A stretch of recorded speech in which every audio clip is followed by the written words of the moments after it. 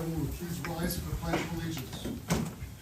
Pledge of Allegiance To the flag of the United States of America, and to the republic for which it stands, one nation, under God, indivisible, with liberty and justice for all. Thank you. First item on the agenda is the approval of minutes. May 16th, 2024, September 19th, 2024, October 3rd, 2024, we'll defer to a later date. We have the November 7th, 2024 minutes before us. Do we have any modifications or changes to be made? I have one suggestion. Go ahead. Under the intro to local law 13, third paragraph,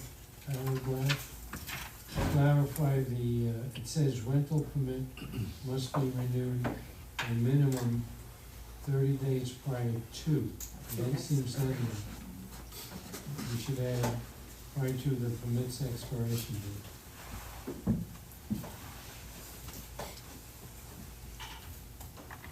That's all I. And in that same paragraph, I think we should define what STR stands for. Either there or in the heading, one or the other. I'll put it in the heading. Other comments or revisions? Not to have a motion then to approve the minutes of November 7th, 2024 as modified. I'll place a motion. Diana, second by? I'll second. Seamus, all in favor, say aye. Aye. Against? Okay. Next minutes would be November 21st, 2024, December 5th, 2024, December 19th, 2024. And again, those will be deferred to a later date. We do have, bless you, we do have the January 16th minutes in front of us for comment and approval. No comment. Page 2, the big paragraph. Yep. Item number 11 Yep. should say confirmed with the building inspector. Gotcha. All right. And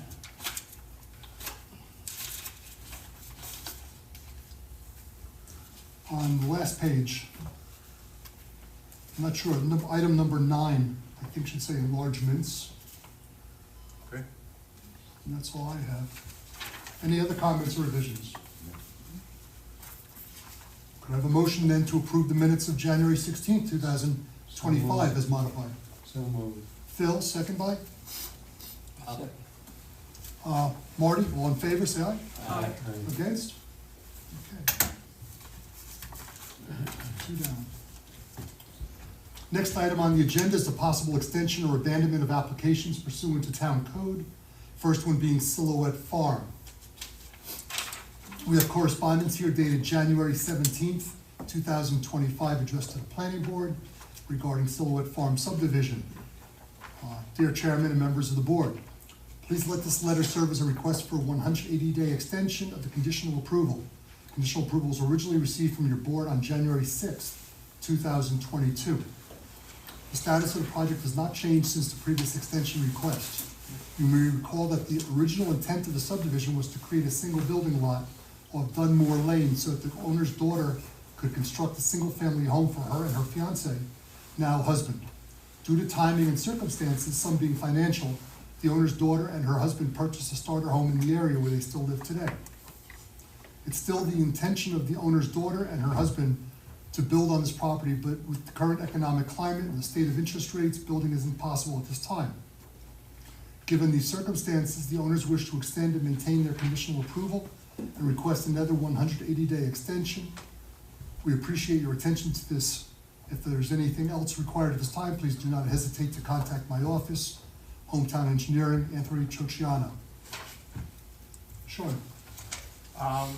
So this was discussed during your January 2nd meeting. At that time, you did not have an extension request, so you just issued a 30-day extension, which brings it essentially to this evening. You now have that written request, and I think Kelly's going to give you the date that you can extend it out to. August 7th. August 7th, 2025. Any comments from the board? they're having financial challenges and they're looking for more time. So we should request. Anything on this end? It doesn't seem like it had, whether or not they're ready to build at this point, I don't know that really negates or is a reason not to go through with the subdivision. We can have a subdivision anyhow. I'm not so concerned about it with one single lot, but I am, we have bigger subdivisions. Okay. Thank you, Neil. Other comments? If not, then could I have a motion to extend their conditional approval to August 7, 2025 for the Silhouette Farm subdivision? I'll make the motion. Marty, second by Yes. Neil. All in favor, say aye. Aye. Against?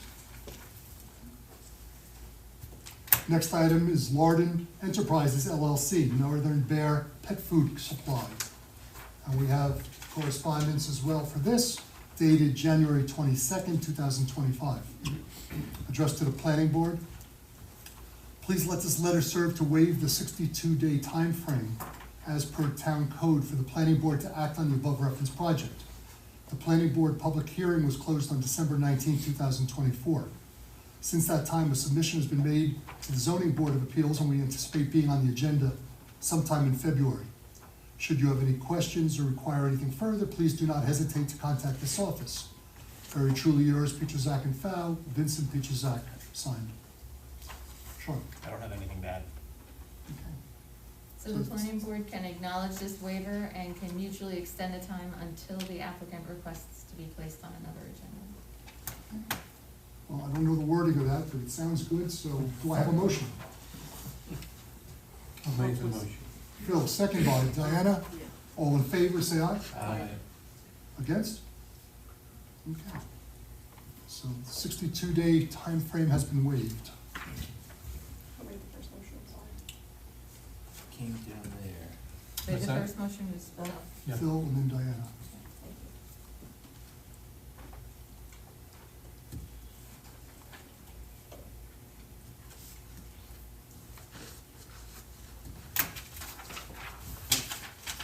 Next item on the agenda is a public hearing for Bachman, three-car garage carriage house, section block and lot 13-1-6.2. It's an application for an amended site plan approval for a garage carriage house on 2.065 plus or minus acres along Houston Road in an RU zone with an AQ3 and scenic road corridor overlays. We're here to continue secra and possibly a draft resolution. Okay. Before we open it up to the public, we have our applicant here? Okay, perfect. Sean? Yes, Mr. Chairman, so this, you may recall, is an encroachment. You issued site plan approval for a carriage house some time ago. One of the conditions was the preparation submission of an as-built. The as-built showed a encroachment into the no-build buffer by several feet. You've received a recommendation from Kelly's partner Ashley that in order to resolve it, they need to have an amended subdivision approval. So this is actually listed for amended subdivision approval. At your January 2nd meeting, you assumed lead agency status and you authorized preparation for part 2. So I believe Kelly will go through part 2 with you tonight and the resolution if you get that far. Okay, thank you.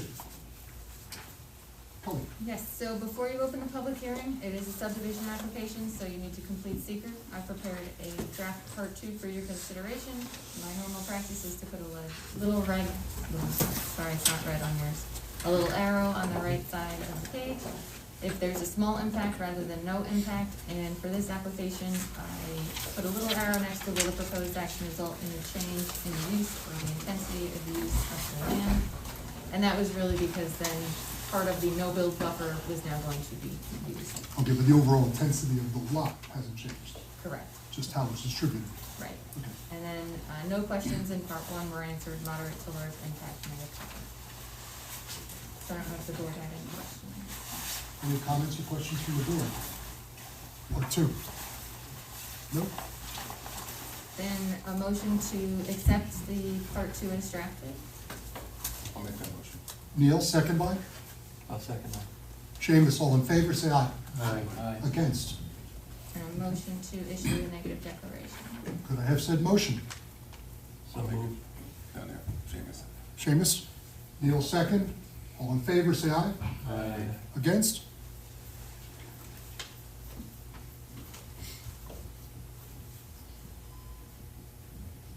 Okay. We have comments from the board on this application.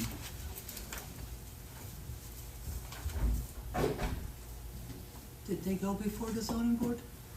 They are due, oh, No, This one? Doesn't need to, variance. they didn't have to get a variance, I thought they had to go before CBA. No, they meet the bulk requirements on the lot. The problem is that they've encroached into a buffer that this board established when the original subdivision was flagged. Thus the modification. Yes, you're amending the subdivision to fix the. The side yard setbacks still comply, it's just in the buffer. Correct, yep. Other comments or questions, concerns? So we're just adjusting the buffer on this lot in the subdivision. That's what ultimately will happen if this moves forward. Went from 25 feet, well, you have 25 feet, 21. and then you have a 21, 25, so that second 25 is gonna be 21, 25. Any other comments or concerns? If not, I have a concern.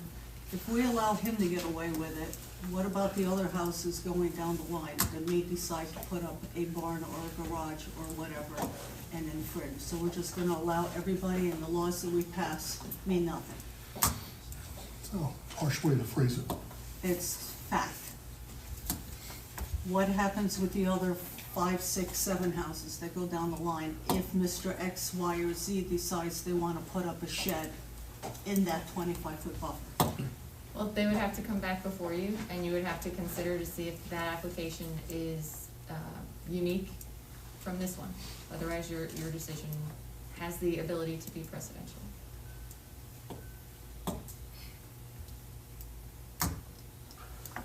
I'm not happy, but we know that.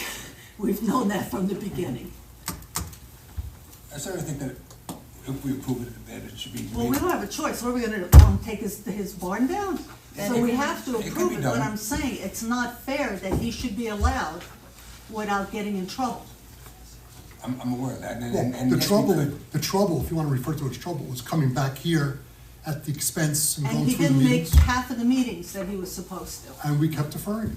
Yeah, and we kept deferring. We didn't act in his absence. Just for the record, I wasn't notified of those meetings, that I wasn't, I You found weren't everything here, out. we know. You were on the agenda and you knew it. No, I didn't know it. Why- That's not an issue for tonight. My comment was going to be, I'd like to make it very clear to the applicant that I have no intention to allowing any more encroachment for any other reason. I'd like to have that in the resolution. Well, I think what's important here that we should keep in mind is the fact that we have no basis for concluding that there was an intentional encroachment. You hired an architect, an engineer, Yeah, my builder hired an architect. and Making a statement. it was their action, as I said, we have no evidence to support a conclusion that he knowingly encroached in the buffer area. If an applicant comes before us and we have some reason to believe that there was an intentional disregard for the buffer, that would distinguish it from this matter. Thanks, Phil. Other comments? Well, just, since this feels more like a problem that the zoning board finds in their day-to-day, like, what is our analysis based on? What do you mean by? So how do we make a decision? You consider the facts before you, like you would any other application. This board chose to put in place a 25-foot no disturbance and a 25-foot no build buffer for a reason back when that was done, I think in 2014, around then, in Goshen properties. I'm looking at the two of you. Yeah, I Yeah, think it's in so. that ballpark. Okay. It was around 2014, and you weren't on the board then, so you have to consider this is on there, and what do you think about this happening? and how do you wanna act on it. It's a little different from the ZBA because they have a required 5 part balancing test, and this isn't something that would go before them, this isn't a setback or anything, this is a planning board established buffer. Just for explaining, this is not a violation of the zoning code at all? No, it's No. not. He does meet the setbacks that are required, it's just that this buffer was placed on there, it abuts a farm, so I think they was trying to keep it away from the farm. So instead of the buffer in total being 50 feet, a certain portion near this house It's 46 feet, give or take. is gonna be 46 feet. Yeah, 46. Just a hair under. White line. So we can consider what the use is of this incursion. It's not an industrial, it's not a factory. You Like, we can can- consider we the can use, consider- the extent of it. Okay. You can limit it to just this as shown on the as-built. And if that's the case, I can tweak the resolution, rather than making it a straight line of It's 46 just a jog in that one area. Yeah, Can you see the John? I also wanna make a Yeah, point it's- that I'm not saying it just because he's infringing on the 50 feet that's on, next to my farm. Cause I have no financial gain or whatever him being there. I'm just saying if he gets away with it, what makes any other subdivision going in there that had a buffer in it, and somehow we didn't catch it, but they managed to put it up, and then it happens over and over and over again. What's the use of putting up a do not build within X amount of space if people can go in and just do it? That's more my point. It's not that I'm picking on him because of what he did. Because on my side, I could take and put up migrant housing right along his property line, as long as it's within the 50 feet off the line. And if it's migrant housing and it's used for farm workers, it can happen. So I can do things.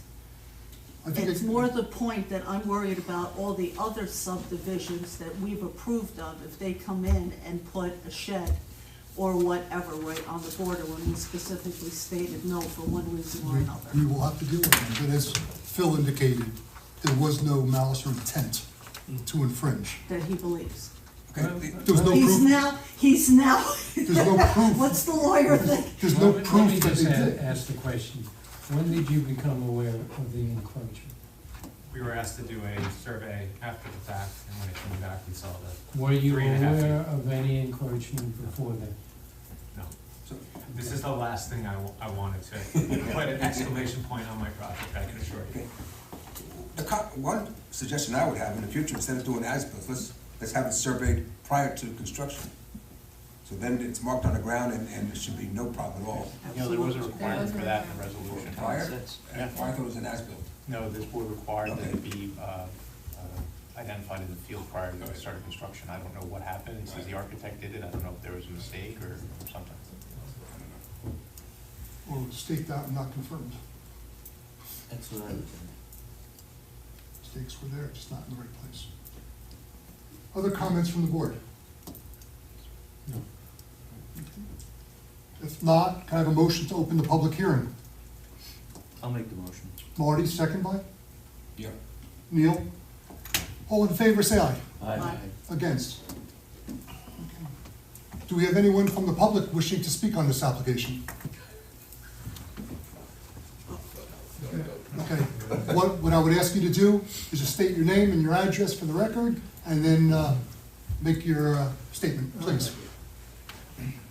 I'm the better half of Diana Lipinski. I'm John Lipinski. You're sitting in the garage now. Did I say that right? I'm the better half of no, she's You the said. No, you're the better You're the half. other half. other half. The other half. Stop digging. I'm concerned. I mean, I learned about this obviously from my wife when the encroachment came about, but there's some other structures that were built on this property. I don't know, I haven't looked at the current map. Are these things surveyed? I mean, there's an addition to the house, there's a pool, or whatever in the back, and you're in an overlay zone, so does that all comply now? Frank? Yeah, so we were well aware that there were structures built without permits. Yeah. More reason that we asked for the final survey in this case to bring everything into compliance. He did apply for permits, he's got certificates. of compliance for those permits. We have the final survey to back it up.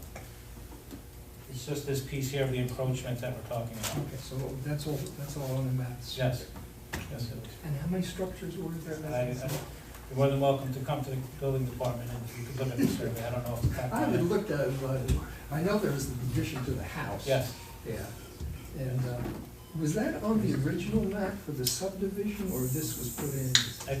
On the original one, no, they pulled the permit later on for the addition. Okay. Yeah, And the pools? and the pool was pulled, the permits were pulled later on. Yeah. The structures. Yeah. Thank you. Thank you, John. Anyone else from the public? Sir, Steve Betancourt, 9 Ruth Court. I'm sorry, what address? 9 Ruth Court, Okay, Ruth Court? New Hampton, yep. I guess the only issue I have is sort of echoing what Board Member Diana Lipinski's saying, is that we're constantly dealing with warehouses and things like that nature. If there was lack of oversight here, what's gonna happen with anything else? It's just, oh, I built this, sorry, oops. I'm not, against this gentleman here. I'm just afraid that if we don't have the proper oversight, we just missed this, and they had to show the plans or whatever it was prior, and that messed up. What's gonna happen with these warehouses? We have like a whole mess of them coming up, not just warehouses, but other things that affect our quality of our backyards or what have you. So they missed by 50 feet, what's gonna happen? Knocked down an 80-foot building. So I'm worried about that, that's my, Thank you. You're welcome. Other comments from the public? A quick comment. Chris Healy, Town of Goshen, Howard Court. I agree with Board Member Lipinski, and I understand the frustration in that where do we end it? Where do we stop? And a rule, if you're not going to enforce it, is not a rule whatsoever. And this has nothing to do with the applicant. I understand we're only talking about 4 feet. There's been some talk about getting pre-approvals or pre-measurements before something is built. Our building department is not that big, and I think Mr. Leva should be given more resources to get out there and take these measurements. And as for the builder that builds it, or an applicant that builds it, if you can't run the tape measure, I don't know that I can trust you to build a house or an addition or whatever it was in this particular instance. At some point, this board's gonna have to throw an elbow and teach somebody a lesson. It's not easy, but it's what we're here to do.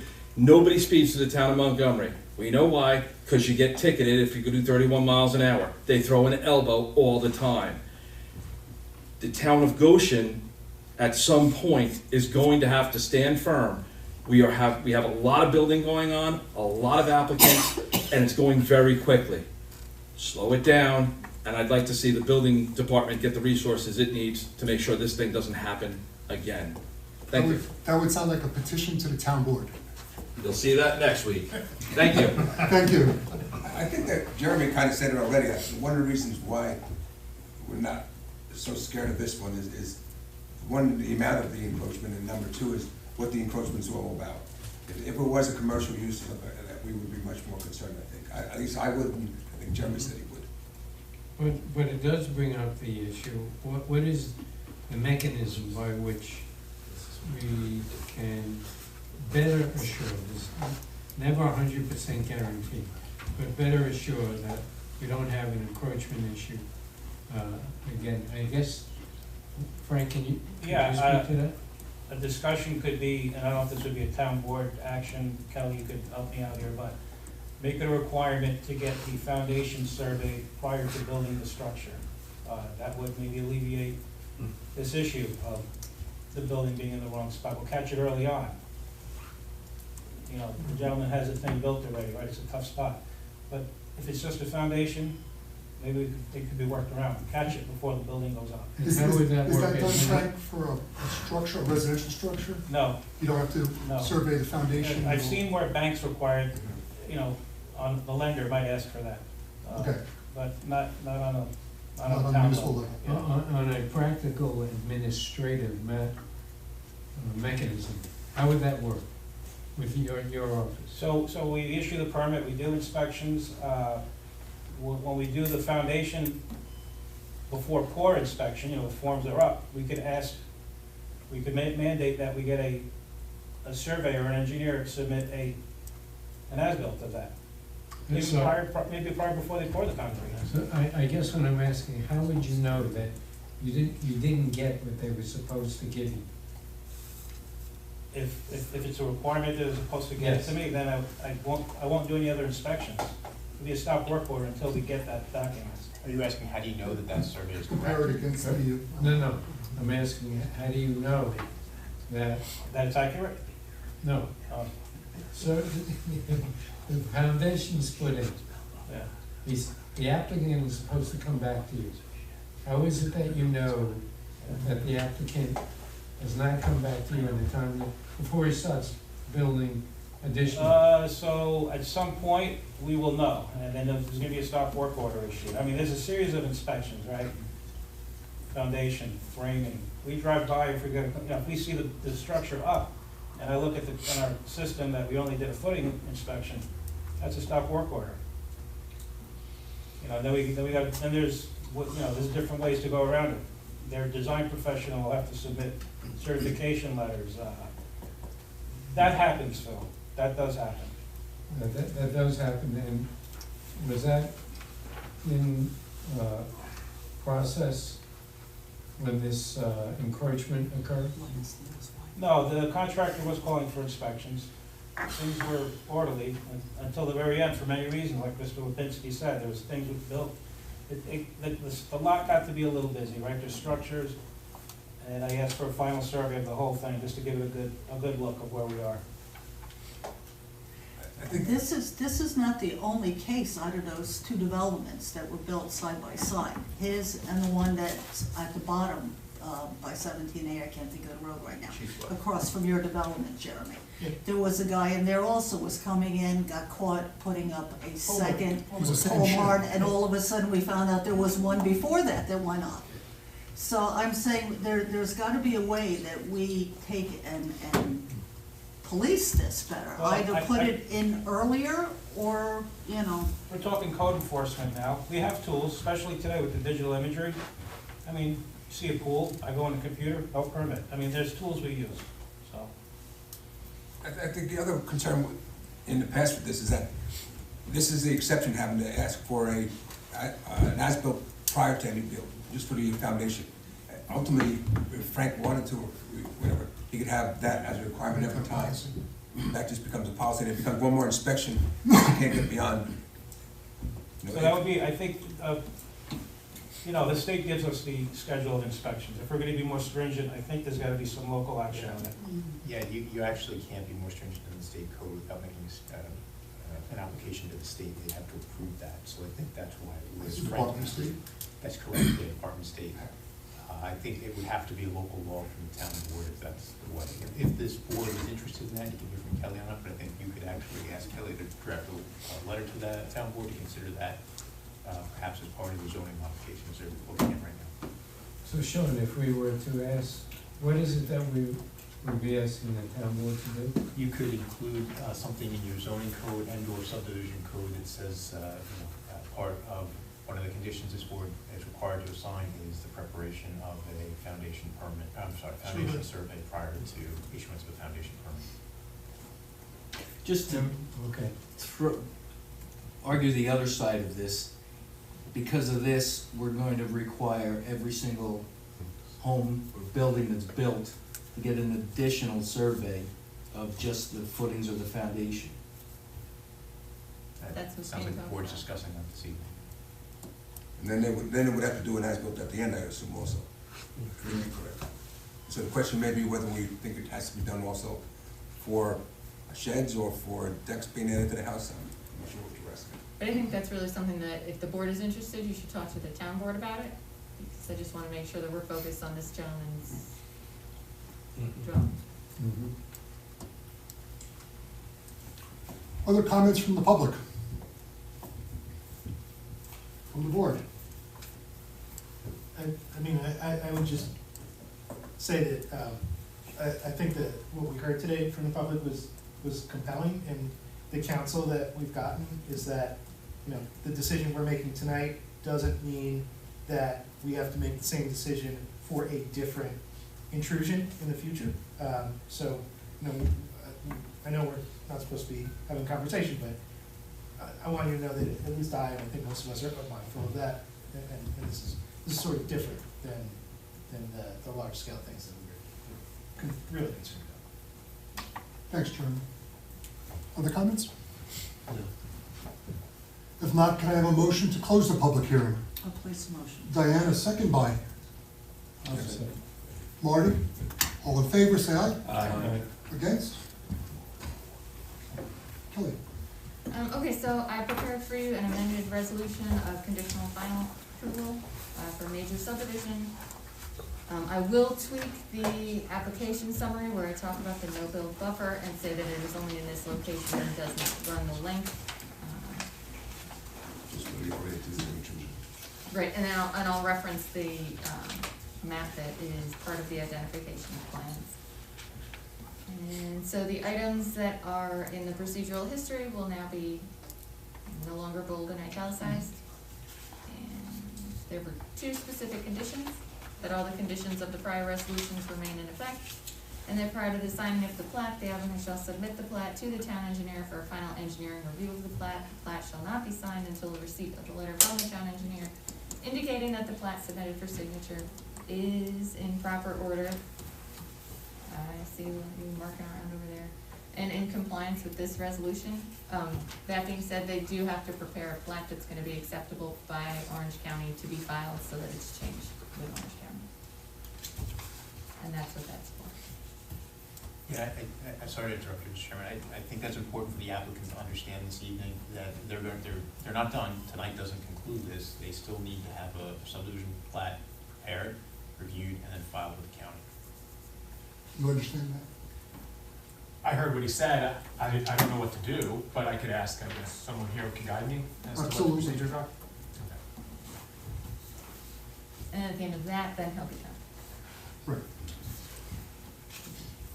Any modifications or changes from the board? If not, could I have a motion to approve the amended resolution of conditional final approval, major subdivision for Justin and Tavi Bachman? Make a motion. Neil, second by? Seamus, all in favor, say aye. Aye. Against? Thank you.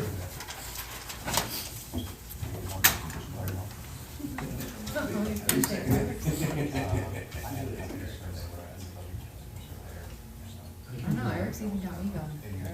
What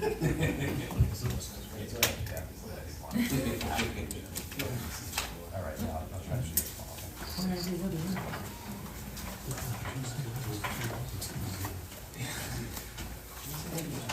Thank you. Thank you, have a good night. Have a good day.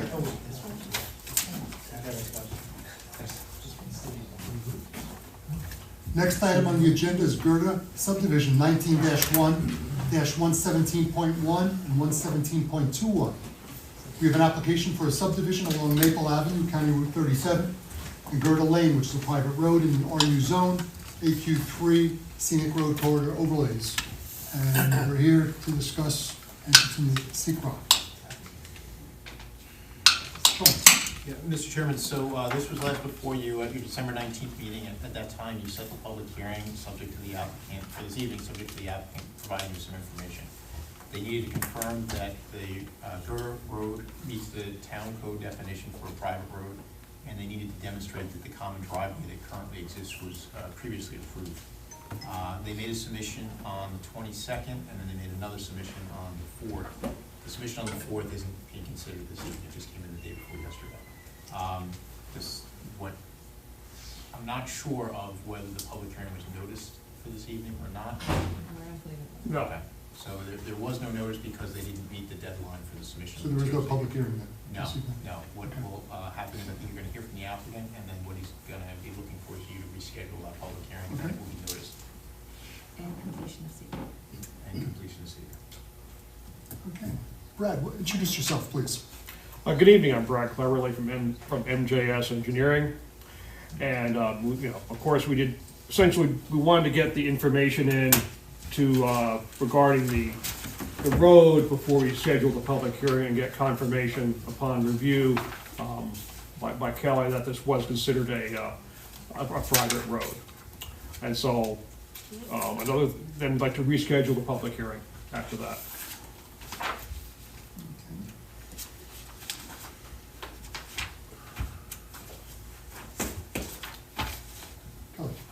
My opinion is that it was a private road.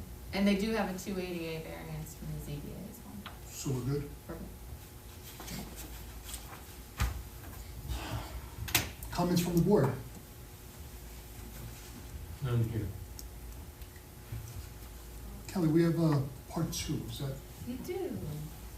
Okay, so I prepared for you a part 2 EAF, again, little red arrows. So I have 2 potentially small impacts from this, and that is, will the proposed action create material conflict with an adopted land use plan or zoning regulations? And will the proposed action result in a change in the intensity, in the use or the intensity of use of land? In the part 3, again, no question, and the part 2 is answered moderate to large, but I gave an outline for the responses to the questions. So for the first one, should say question 1, yes, I realize I put question 2 twice, so I'm waiting for somebody to point out that typo. This response recognized that the applicant is proposing a common driveway and a landlocked rear parcel, and the code generally prohibits these elements. However, the planning board has the capability to waive certain requirements of chapter 83, the common driveway, and to permit rear lots access via an access strip or private road, 9719F. It is believed that the ZBA issued a town law 288 variance for the rear lot in 1997. However, the issue is still being reviewed. I have since reviewed it. The planning board determined that if the waivers were granted and the variance had been issued, this lot line adjustment would not have a significant adverse environmental impact. And then for the actual question 2, this response recognized that an additional dwelling is proposed. Wait, no, that dwelling is there. No, there was, this Yeah. dwelling exists, this was, the yeah, it's, It was supposed to say that the lot was shrinking. right. The existing dwelling, and this is still a dwelling which at some point would be constructed on this from the file map. I was reviewing like 8 different old maps at the same time, so I'll change that. But basically, you're decreasing the amount of property that's associated with this one house. That's correct. So that's why it was an increased intensity of the use of the land. With the first question, with the common driveway, was there a requirement or was an agreement in place as far as maintenance and? They have one for Gerda this way, yeah. We'll have our council prepare one for this. Okay.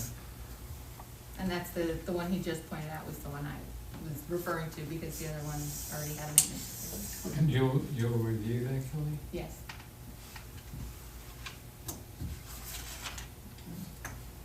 So I don't know if anybody had questions on that, other than the revisions. Pretty straightforward. Comments from the board? Nothing at this end? So then I would just need a motion to adopt the SCAF Part 2. Could I have said motion? I'll place a motion. Diana, second by? Yeah. Neil, all in favor, say aye. Aye. Against? And then if you'd like to make a motion to issue a negative declaration. I'll make the motion. Phil, second by? I'll second. Okay, who was that? Which one? Was it Echo? Yeah. I'll take credit. Okay, Marty gets that one. Okay. Phil and Marty. All in favor, say aye. Aye. Against? Okay. And now a motion. Schedule a public hearing. Could I have that motion? I'll place the motion. Diana, second by? I'll second Seamus, all in favor, say aye. That would be for, What's the date? hold on, that would be for February 19th, no, February 20th. And I would have That's to our get next the- meeting. Yep. Right, I have to get the notices to Grace tomorrow. Okay, so the motion to set a public hearing for February 20th, 2025 was Diana and Seamus. All in favor, say aye. Aye. Against?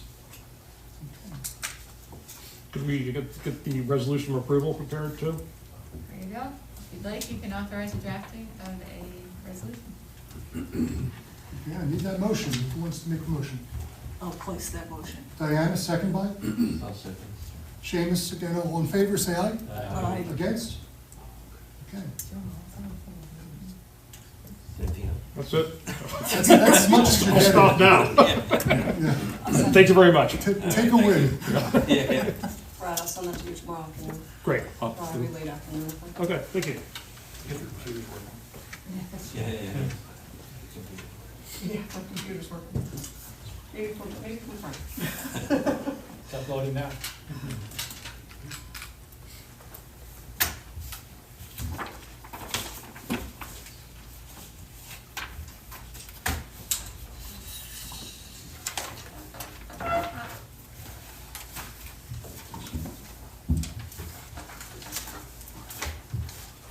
Next item on the agenda, Student Bus Company Incorporated 20-2-6. We have an application for a site plan and approval for a bus terminal on 3.4 plus or minus acres along Industrial Drive in a CO zone, the AQ3 overlay. We're here tonight to get an initial presentation and begin the speaker process. Okay, we're in here, and we get this set up. We're not going anywhere.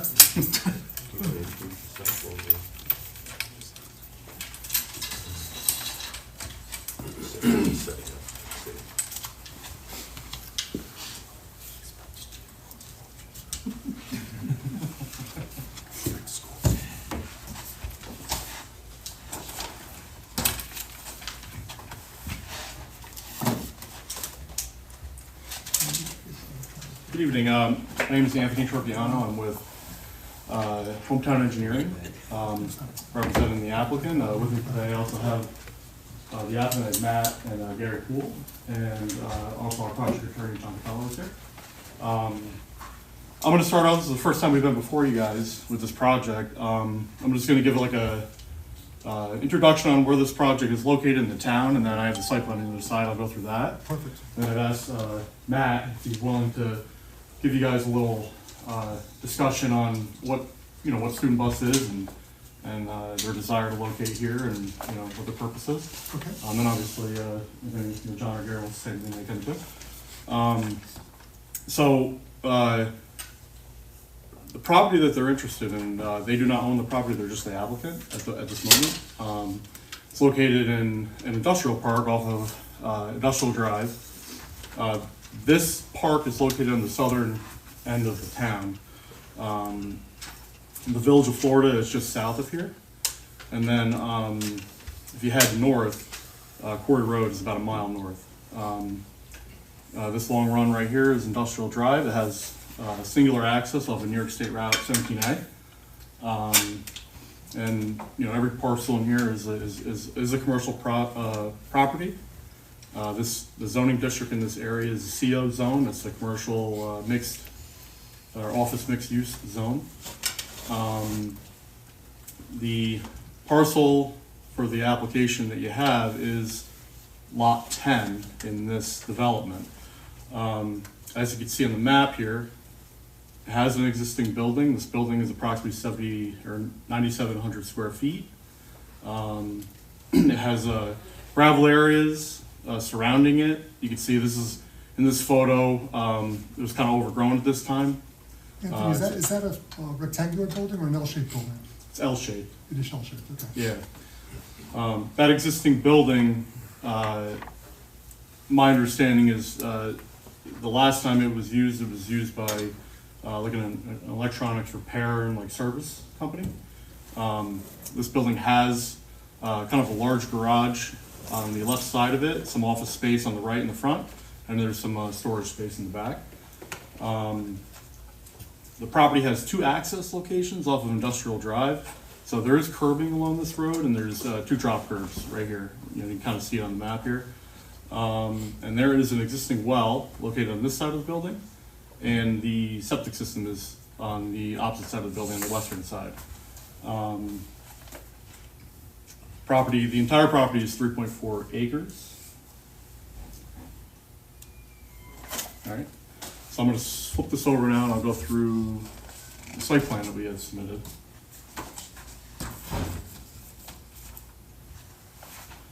So the first thing I'll note, and I assume that we'll have a little bit of discussion on that tonight, is that the applicant is ultimately looking to utilize a portion of this property. It's 2.5 acres, and that's delineated by this line right here. The property is currently owned by the neighbor, which is 12 Industrial. So on that point, I'll leave that at the moment. For the site plan itself, obviously they're a bus company for school districts. So we're showing right now 25 long buses and 11 short buses. That's what their intention is, to operate out of this spot.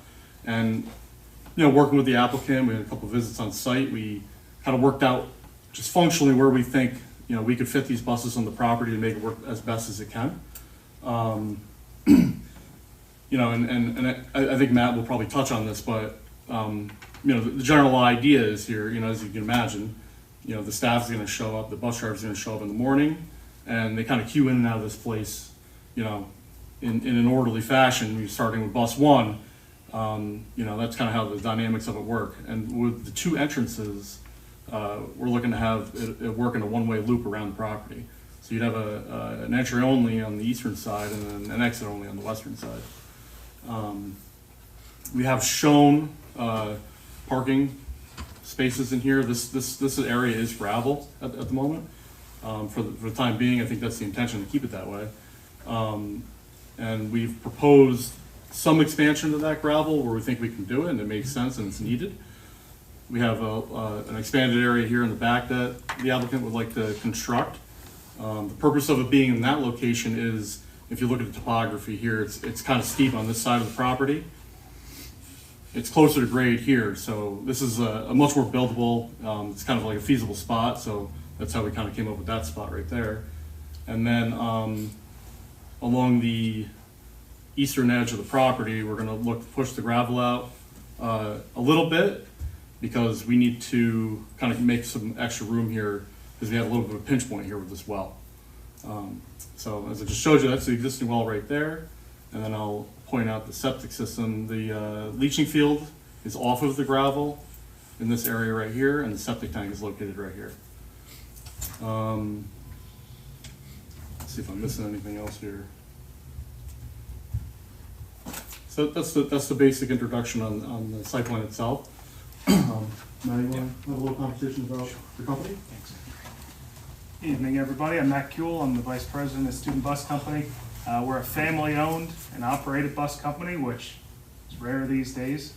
We operate the Chester and Florida school districts. We came in about 2 years ago in Monroe, but Chester and Florida a couple of years ago, under some duress on their behalf. And we've tried to do a good job, take care of the community, trying to find a home. That's increasingly difficult in today's world. Currently renting, we need service facilities so that we can service the community. Maintenance is a big thing, and we've struggled not having that for those districts. We're a fairly limited use as far as a school bus company goes. We're looking to do some service, park vehicles, dispatch drivers, and vehicles are pretty much staggered throughout the morning and afternoon. It's not all in and out at once. Schools start at different times, end at different times. Wanted to mention, there are obviously some hurdles in this project. We know there's a farm bordering the back that plays in quite a bit, but we are told that he's aware of our project and amenable to it, at least informally.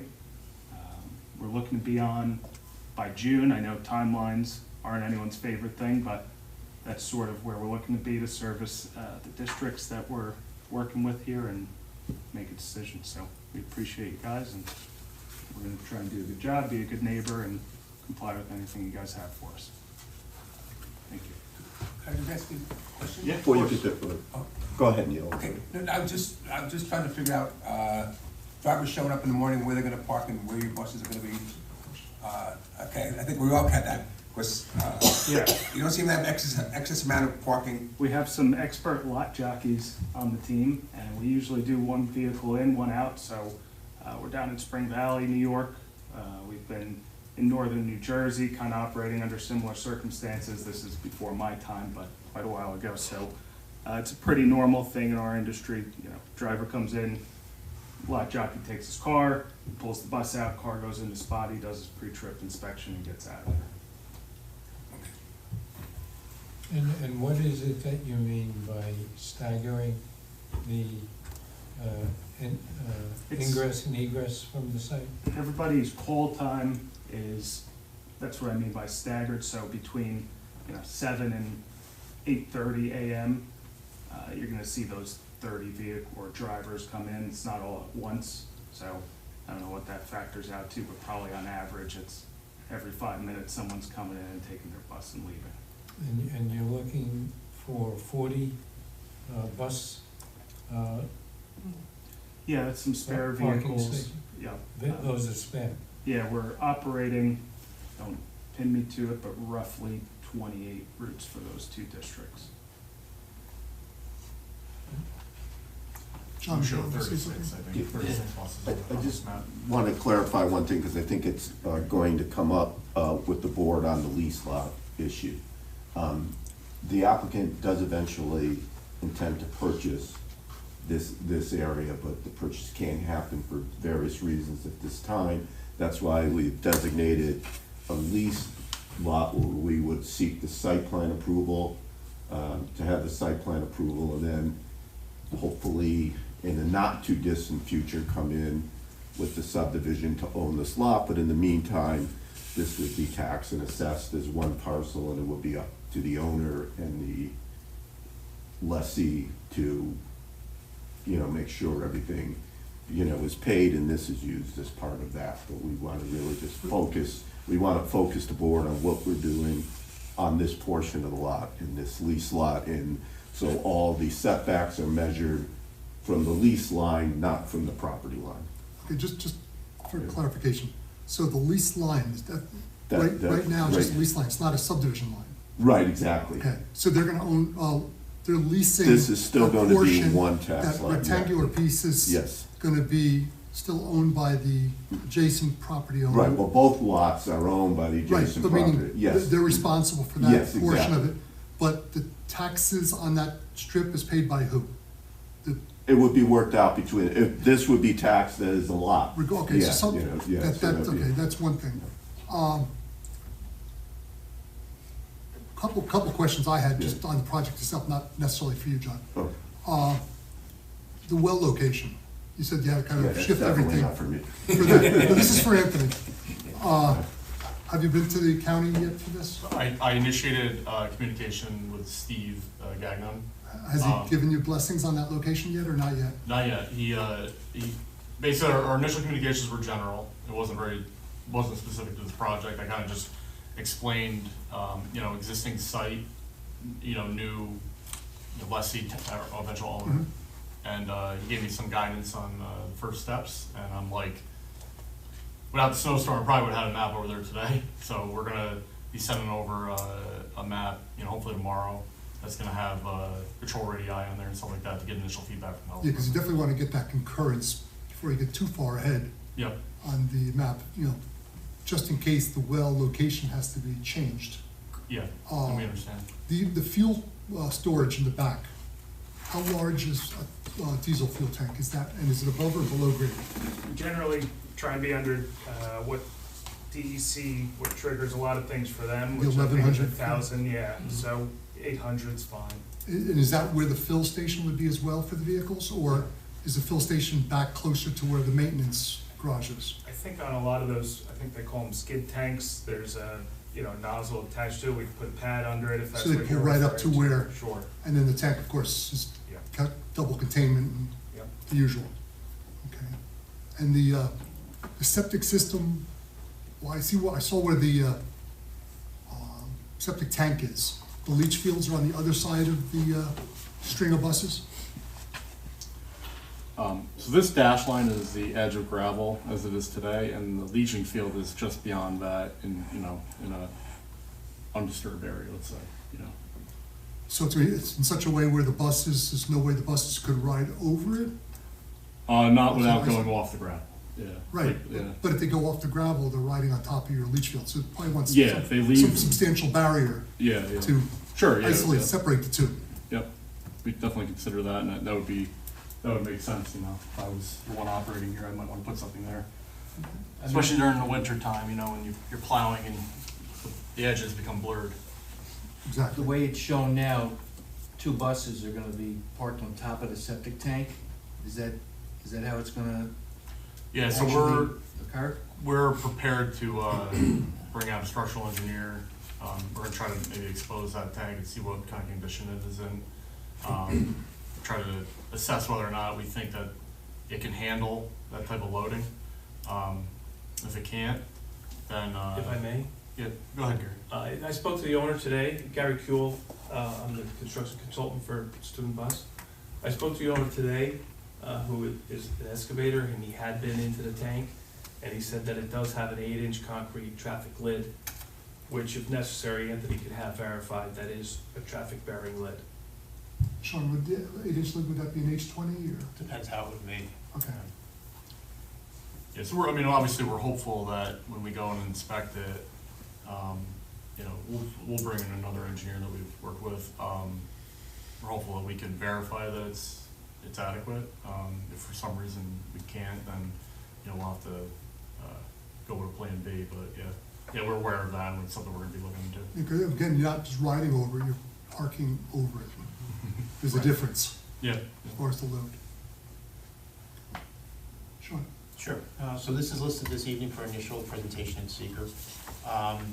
This obviously is an amended site plan approval. There's existing facilities, as the applicant indicated.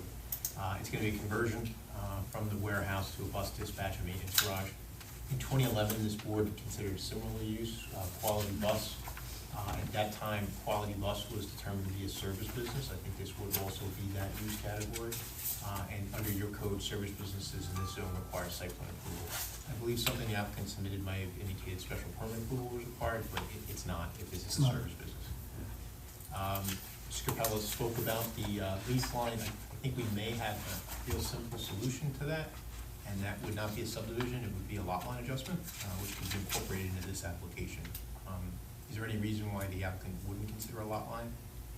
I can't speak for the owner, but, you know, I know they, certainly, our goal is to focus though on what's going on this property, but yes, we certainly would I think it would discuss with actually the owner. streamline your application if you Yeah, think it's yeah. gonna be difficult and time consuming. So just something to think about. Yeah, right now, within that leased area, there is actually contractor storage, active contractor storage going on. That was never approved, right? So it's a non-conforming, that's correct.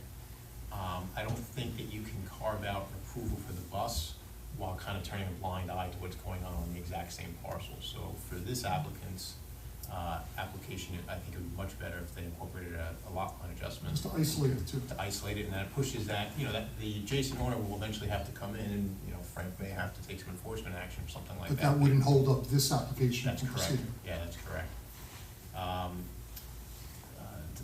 Design standards, you're familiar with the design standards you have peak roofs, certain window proportions. This is an existing building. I don't know the ability of the applicant to really make changes to conform to those standards. What I would recommend is that the applicant review the code. If they want to seek any waivers from you, which you're allowed to consider, that they provide something in writing addressing those waiver requests. The applicant already talked about parking. I won't get into that.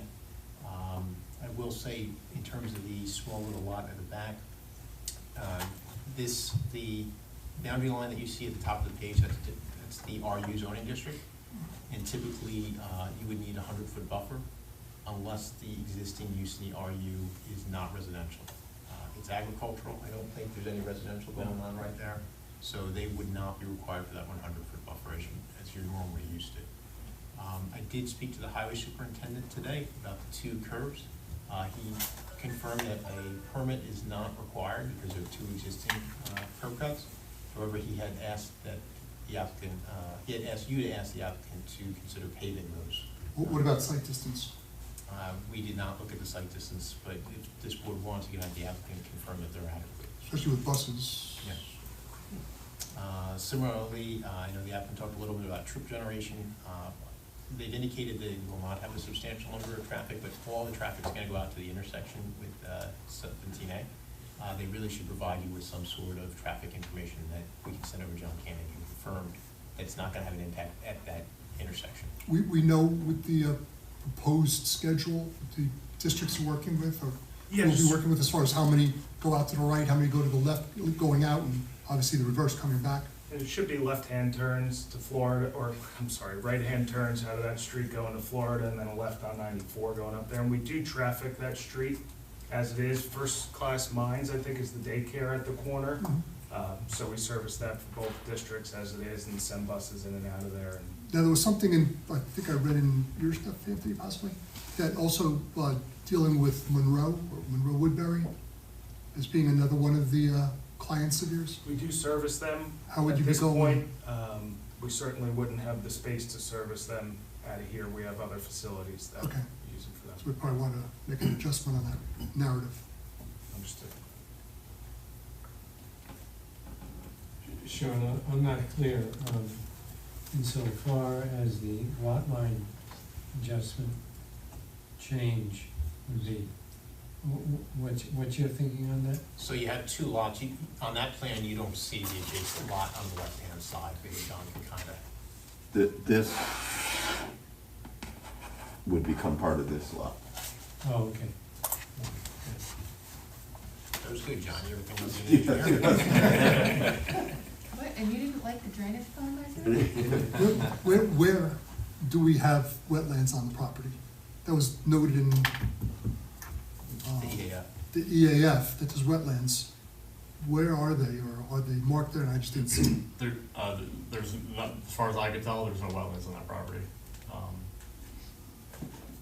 I know it came up as an EAF, but I don't know if that's just because it's like in proximity to something. I do know a couple of parcels down we looked at, which was problematic for a bunch of other reasons.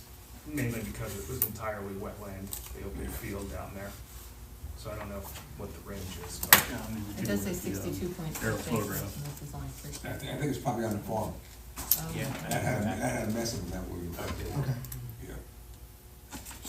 I I mean, thought one this is further essentially down like, the street. kind of I'm like just a concerned as far as any setbacks. field here. I mean, now it's being utilized by the neighbor, but, yeah, I saw it come up on the EAF, and I just assumed it was something in the area here, there may be wetlands, but I wasn't sure where. Almost the whole cul-de-sac is wetland. Down at the bottom? Yeah. Yeah. Actually, I haven't driven all the way down there yet, so. What's the water main that's running through there? It's the county's. What's the county one goes to the 911 center from Florida? So, at this point, I assume all of the buses are diesel or gasoline or something like that.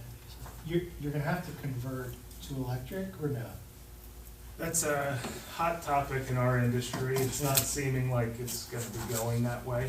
At this point, a couple of school systems have let go of their requirements. There was some legislature out there, it seems to be being reversed, but that's. So if you needed, I appreciate what you're saying, and that shouldn't be top of mind for us, but if you needed to make that Sure. change, would this property handle it? It would require extensive electric upgrade. Exactly. And really anywhere would, yeah. But it wouldn't be, it sounds like it wouldn't be impossible, nothing's impossible. No, I mean, what exists on the street can handle whatever they wanna do, but they need to upgrade Internally? their own service here. Got it. Upgrading means what, Marty? I don't know what exists there now, but if they were to go with electric vehicle chargers, they would have to upgrade the service to, a very large service with a pay-mounted transformer somewhere on the property.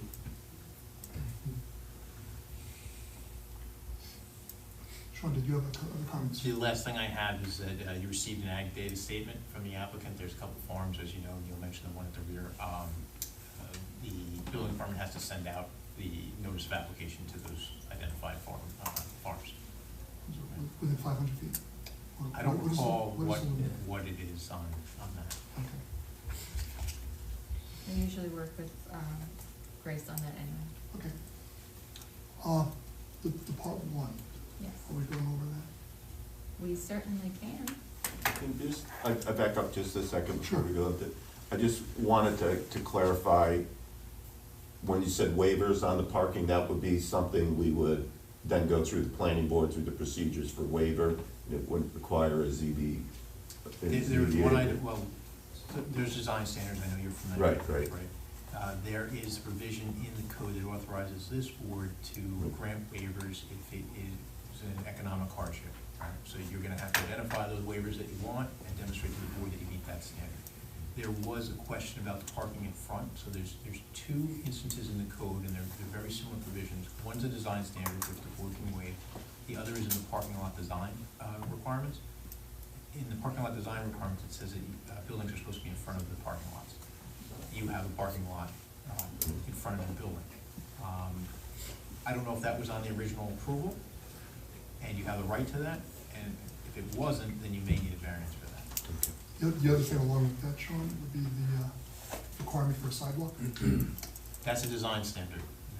They could make a case to you that it's economically infeasible for them to provide. I'm that, good, yes. I'm just saying, because in terms of the Exact layout. language that's in the code would make their effect.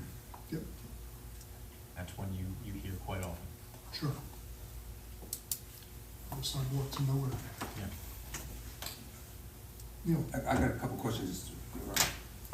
Water usage is gonna be how much, and then do you wash buses there, or all buses are washed off site? Yeah, we tend to wash off site sometimes. They can bring in like biodegradable, like we've had washes with a tank, a small water tank, like a 500-gallon truck, come in with environmental solutions and stuff and do a wash, but we also get them off site. Because I'm just kind of wondering about runoff otherwise too, or infiltration.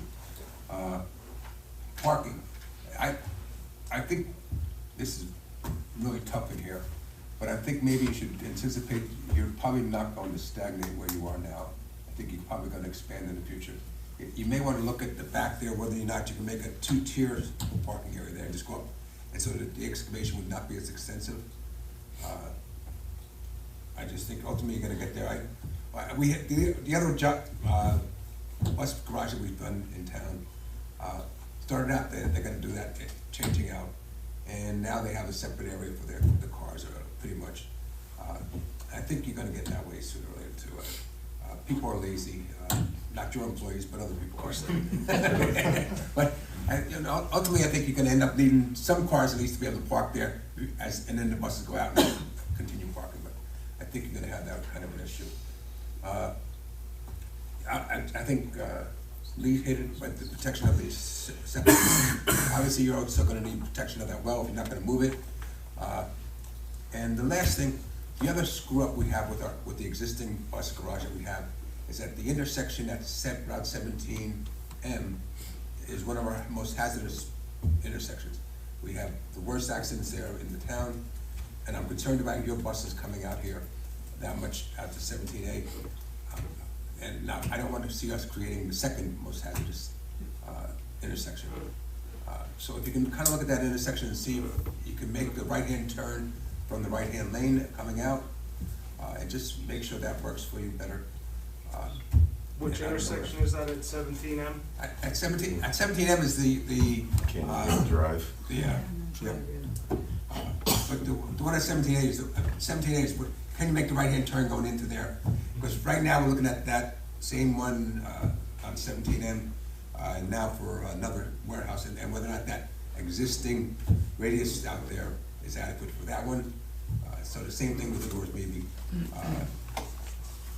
And I would hope that if your buses are there, making a left-hand turn, that it doesn't destroy traffic flow otherwise.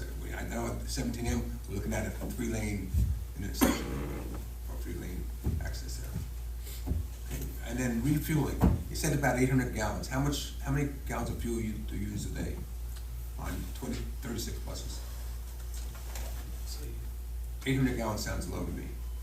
Say on the neighborhood of 12 gallons a day, especially, that's kind of what we're doing now, so if we're in the town, we're commuting in right now, so you're gonna have to so a couple hundred gallons a day, Yeah. or so once a week, probably delivery. Actually, if you just said 12 gallons, it sounds like 12 gallons a day per bus or whatever would be to the tune of, you're gonna have to do this every other day or every day. Actually, you're gonna be using more than half the tank at 800 gallons.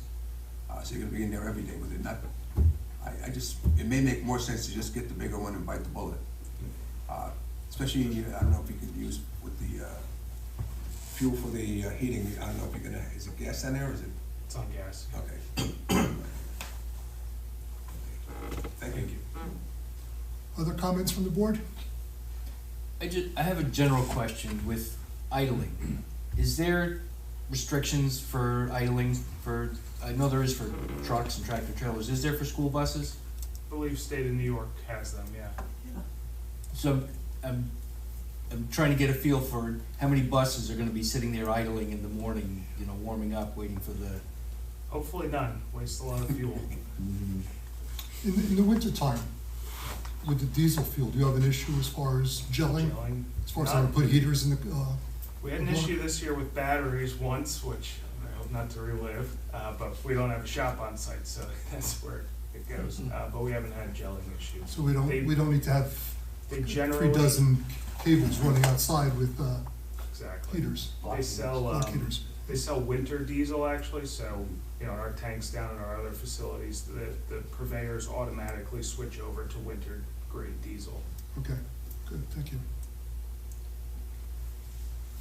Kelly? Well, in terms of seeker, you mentioned that you wanted to go over the EAF. Well, I just had 2 questions on it. You know, I don't know if, you wanna go through the whole thing, but on hours of operation, you know, we're mentioning during construction, 7 AM to 7 PM, Monday to Friday, but there's no hours posted for actual operations, whether it's, you know, 7 in the morning to 5 at night, if it's, you know, Saturdays, if it's only Monday to Friday, you know, that should be defined. And then also, going back to that question as far as the fuel storage, there was no answer as far as what's gonna be stored, how many gallons are gonna be stored. That should be on the part 1 for sure. Yeah, we'll amend that to add that information. Okay. Do we have other comments on part 1? So the board can declare its intent to serve as lead agency. Could I have said motion? I'll make a motion. Okay, we have Marty, second by Phil. All in favor, say aye. Aye. Against? Okay, And you can type this as an unlisted. Again, could I have a motion? I'll place a motion. Diana, second by I'll second. Seamus, all in favor, say aye. Aye. Against? And just so this board knows, it's not a type 2, which sometimes you have when you have the reuse of an existing building, because there is outdoor work that's really expanding it, like the parking area and the gravel and the gas storage. The structure itself, we're not modifying No. at all. So that's why I just wanted to make it clear to you, because they are reusing the building. So we will do the mailing once I get the updated EAF from you. Okay. And If it turns out, we need a variance rather than a waiver on the front parking, can we go directly to the ZBA or did? Yeah. Okay, thank you. Just one other question on the structure. You mentioned you do maintenance on the buses. Is that done outside of the garage or inside? Inside. And how many overhead doors or bays are there for them to get in and out, as far as moving the vehicles around or access into the building? There's currently one. We're hopefully not gonna put a second one. There seems to be enough space to nose one in into a corner and pull another one straight in. And then back out? But we haven't had buses over to validate that yet. so the other thing I would just ask is, before I do the mailings, if it's possible, if you know, you can talk to the owner about a lot line adjustment, because that'll really change how I frame it in the notices. And we don't wanna run into any problems, so just let me know and we can take care of that. And that's all I have for tonight. Do you have any questions for us? Do you have lighting on there? Other than once we do get this approved, I'm gonna make sure these guys go and I'm gonna mark everything. Myself, if I. John knows how to work a tape. Do you have exterior lighting you're adding?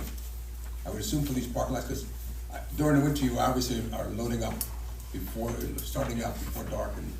Yeah, we haven't reviewed the design standards for lighting yet, but if we do, they would certainly comply. We don't need anything crazy. I would imagine there would be something. Okay, good. Thank you. Thank you. Thank you. Thanks, everyone. Exterior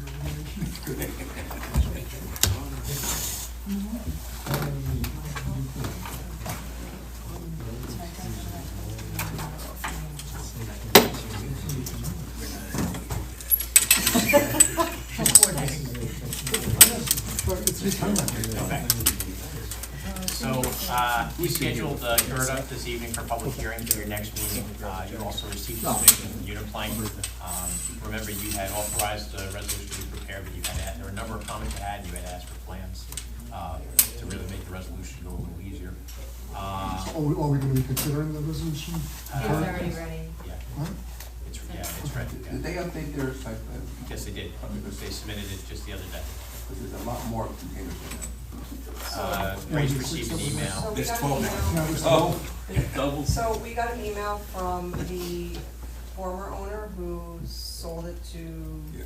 Uniplank or whoever's using it now. He is actually unloading all his stuff, as he called it. So he asked that he could have his containers there for 2 to 3 weeks, and then they will be removed. Thank you very much. And to round out the rest of your agenda, you have Lunar, Great Dane. They received a variance and they'll be returning back to you. That's the bear. No, No. Lunar is Oh, Great Luna's Dane. 94, on Route Great 94. Dane's a dog. That's the tractor trailer, Great Great Dane. Great Dane. Northern Bear is actually going to the ZBA next week. Okay. So this is Lunar. You have a new application for a truck center by Healy Ford. The truck center Yes, truck Really? repair center. is Yeah. part of Healy? Off of 6.5. I will send, I haven't gotten the digital to send out to you. They gave me the hard copies, but not the digital. That I'm aware of. I asked. Yeah, maybe it's in your inbox. So now you also No, I got, didn't get it on my phone. I am getting stuff on my phone. you also got information from 4390 94. Yeah, they got the. That was the two warehouses. That is not gonna be considered by you right now. What they need to do is submit a full Part 3 EAF. So they submitted information and basically wanted the planning board to just give your verbal or initial sign off on building locations and building architecture without actually submitting any of the secret documentation for you to really consider that. So I just don't wanna put the cart before the horse and accidentally, give some approval that you're not able to give at that point. So I've requested if Grace could reach out to their engineer and just ask them, or not ask them, politely tell them, no, that you'll wait until the full EAF Part 3 comes out. Okay. So I did not send that out or give out the hard copies. Okay, good. But I just wanted to keep the board in the loop. Keep everything straight. Questions from the board, comments, concerns, complaints? Complaints. No complaints, good. Can I have a motion then to close the meeting? Phil, second by Seamus, all in favor, say aye. Against? Have a good night.